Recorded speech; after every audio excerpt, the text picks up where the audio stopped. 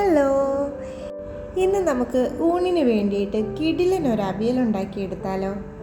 നമ്മുടെ കയ്യിലുള്ള വെജിറ്റബിൾസ് എടുത്താൽ മതിയാകും. ഞാനിവിടെ ഒരു കായ എടുത്തിട്ടുണ്ട്, അതിനോടൊപ്പം തന്നെ 2 മുരിങ്ങക്കായ, 2 പച്ചമുളക്, 2 വെണ്ടയ്ക്ക, ഒരു മീഡിയം സൈസ് ഉരുളക്കിഴങ്ങ്, ചെറിയൊരു പീസ് ക്യാരറ്റ്, കുറച്ച് ചേന, അരമുറി സവാള. ഇനി ഇതെല്ലാം ഒന്ന് നീളത്തിൽ കട്ട് ചെയ്തെടുക്കണം. ഞാൻ ഈ വെജിറ്റബിൾസ് എല്ലാം കഴുകിയിട്ടാണ് അരിയുന്നത്. എന്നാലും ചേനയും ഉരുളക്കിഴങ്ങും കൂടെ ഒന്നുകൂടെ അരിഞ്ഞിട്ട് വെള്ളത്തിലിട്ട് വെക്കുന്നുണ്ട്. ഈ ഒരു സൈസിലാണ് നമ്മുടെ വെജിറ്റബിൾസ് എല്ലാം അരിഞ്ഞെടുക്കേണ്ടത്. അതുപോലെ തന്നെ നമ്മുടെ കായ ആയാലും നീളത്തിൽ ചെറുതായിട്ട് അരിഞ്ഞ് വെള്ളത്തിലിട്ട് വെക്കണം. കായ അരിഞ്ഞതിന് ശേഷം 1-2 വെള്ളത്തിലൊന്ന് കഴുകിയതിന് ശേഷം വെള്ളത്തിലിട്ട് വെച്ചിരുന്നാൽ മതിയാകും. അപ്പം നല്ലതായിട്ട് അതിൻ്റെ കറയെല്ലാം പോയി കിട്ടും. ഇനി ഇതുപോലെ തന്നെ ബാക്കിയുള്ള വെജിറ്റബിൾസും നീളത്തിലൊന്ന് അരിഞ്ഞെടുക്കണം. ക്യാരറ്റ് എടുക്കുമ്പോൾ ഒത്തിരി കൂടിപ്പോകാതിരിക്കാൻ ശ്രദ്ധിച്ചാൽ മതി, കാരണം ക്യാരറ്റ് അധികമായാൽ മധുരം ഉണ്ടാവും. നമ്മുടെ കയ്യിലുള്ള വെജിറ്റബിൾസ് എല്ലാം ഇതിൽ ചേർക്കാവുന്നതേ ഉള്ളൂ. നീളൻ പയർ, ചേമ്പ്, വഴുതനങ്ങ അങ്ങനെയുള്ള വെജിറ്റബിൾസ് ഒക്കെ നമുക്കിതിൽ ആഡ് ചെയ്യാം. അങ്ങനെ നമ്മൾ എടുത്തു വെച്ചിരുന്ന എല്ലാ വെജിറ്റബിൾസും ഒന്ന് കട്ട് ചെയ്ത് എടുത്തിട്ടുണ്ട്. ഇനി നമുക്കിത് പാത്രത്തിലേക്ക് ഡയറക്റ്റായിട്ട് ഇട്ട് കൊടുക്കാം. ഇനി നമുക്കിതിലേക്ക് ആവശ്യത്തിനുള്ള ഉപ്പ് ചേർത്ത് കൊടുക്കാം. അതിനോടൊപ്പം തന്നെ വെജിറ്റബിൾസ് എല്ലാം വെന്ത് കിട്ടാൻ ആവശ്യത്തിനുള്ള വെള്ളവും കൂടെ ചേർത്ത് കൊടുക്കാം. ഇനി കുറച്ച് മഞ്ഞൾപ്പൊടിയും കൂടെ ഇട്ടതിന് ശേഷം ഒന്ന് ഇളക്കി യോജിപ്പിക്കാം.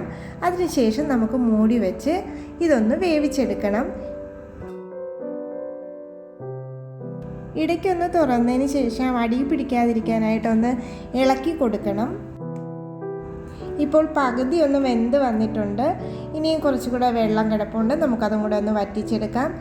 ആ സമയത്തിന് നമുക്ക് അവിയലിന് വേണ്ടുന്ന അരപ്പ് കൂടി ഉണ്ടാക്കിയെടുക്കാം. അതിനായി കുറച്ച് തേങ്ങ എടുക്കാം. അതിലേക്ക് 2-3 അല്ലി വെളുത്തുള്ളി ഒന്ന് ചെറുതായി അരിഞ്ഞിട്ട് കൊടുക്കാം. ഇനി ഇതിലേക്ക് കുറച്ച് മഞ്ഞൾപ്പൊടിയും ഒരു നുള്ള് ജീരകപ്പൊടിയും കൂടെ ഇട്ട് ഒന്ന് അരച്ചെടുക്കാം. എരിവ് കൂടുതൽ വേണമെന്ന് ആവശ്യമുള്ളവർക്ക് കുറച്ച് മുളക് പൊടിയോ കുറച്ച് കാന്താരി മുളകോ ഒക്കെ ഇതിൻ്റെ കൂട്ടത്തിൽ അരച്ച് ചേർക്കാവുന്നതേ ഉള്ളൂ കേട്ടോ. അങ്ങനെ നമ്മുടെ അവിയലിലെ വെള്ളമൊക്കെ ഒന്ന് വറ്റി വന്നിട്ടുണ്ട്. ഇനി നമുക്കിതിലെ അരപ്പ് കൂടെ ഒന്ന് ചേർത്ത് കൊടുക്കാം. കൂടെ തന്നെ കുറച്ച് കറിവേപ്പില എടുത്ത് 1-2-3 ചെറുതായിട്ടൊന്ന് അരിഞ്ഞ് ചേർത്ത് കൊടുക്കാം. കറിവേപ്പില ഇടുന്നത് അരപ്പിനോടൊപ്പം വേണമെങ്കിൽ ചേർക്കാവുന്നേ ഉള്ളൂ. നമ്മൾ അരച്ചതിന് ശേഷം കറിവേപ്പില ഇട്ട് ഒന്ന് പൾസ് ചെയ്തെടുത്താൽ കുറച്ചുകൂടെ നല്ലതായിരിക്കും. അപ്പോൾ അരപ്പിന് കുറച്ചുകൂടെ ഒന്ന് മണം കിട്ടും. ഇനി ഇതിലേക്ക് കുറച്ച് പച്ച വെളിച്ചെണ്ണയും കൂടെ ഒഴിച്ച് ഒന്ന് അടച്ച് വെക്കാം. ഇപ്പോൾ നമ്മുടെ കഷ്ണങ്ങളെല്ലാം നന്നായിട്ട് വെന്ത് വന്നിട്ടുണ്ട്. തേങ്ങയുടെ പച്ചമണമൊക്കെ പോയി വെളിച്ചെണ്ണയുടെയൊക്കെ നല്ല വാസന വരുന്നുണ്ട്. വെളിച്ചെണ്ണയുടെയും കറിവേപ്പിലയുടെയൊക്കെ നല്ല മണം വരുന്നുണ്ട്. ഇനി ഈ ചെറുതായിട്ട് ആ കഷ്ണങ്ങളൊക്കെ ഒന്ന് ഉടച്ചു കൊടുക്കാം. ഒത്തിരി ഉടഞ്ഞു പോകരുത്, കഷ്ണങ്ങൾ വേണം. ഇത്രയേ ഉള്ളൂ. സ്വാദിഷ്ടമായ അവിയൽ റെഡി ആയിട്ടുണ്ട്.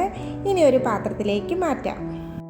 അപ്പോൾ ഇനി അവിയൽ ഉണ്ടാക്കാൻ അറിയില്ലെന്ന് ആരും പറയരുത്. എല്ലാവരും പെട്ടെന്ന് പോയി ഉണ്ടാക്കി നോക്കണം. അതുപോലെ തന്നെ വീഡിയോ ഇഷ്ടമായിട്ടുണ്ടെങ്കിൽ ലൈക്ക് ചെയ്യുക, സബ്സ്ക്രൈബ് ചെയ്യുക. അതുപോലെ തന്നെ നിങ്ങളുടെ വിലയേറിയ അഭിപ്രായങ്ങൾ പറയുകയും വേണം.